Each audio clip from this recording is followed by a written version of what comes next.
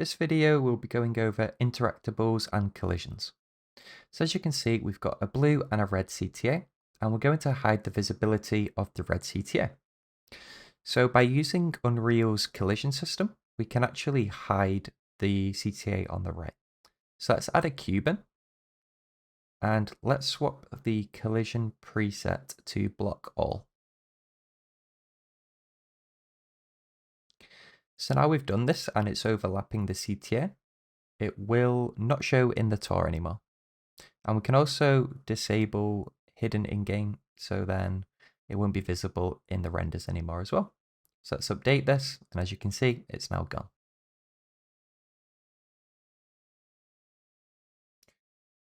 And let's just delete that.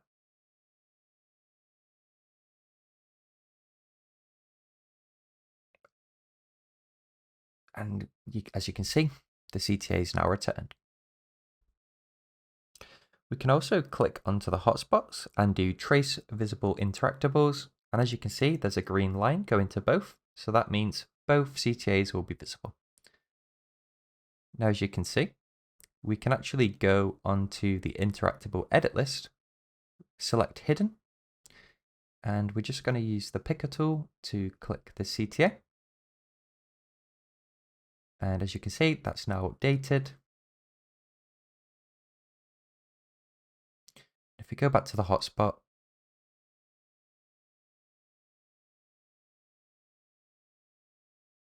and do trace visible interactables again, you'll see there's no green line to the one we've hidden. And there we go, it's now gone. So this is really handy if you have a variety of CTAs that you don't want to be viewed from certain angles.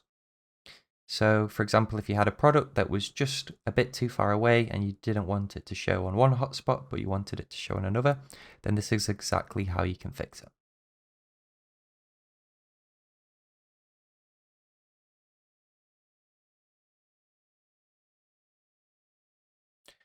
We can also add interactables which are out of the zone.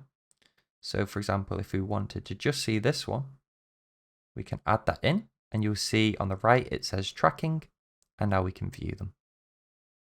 And if we swap these to hidden,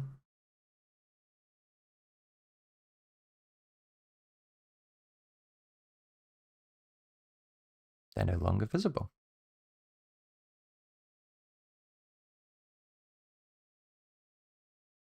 So the exact same process works with panoramas as well, or hotspots.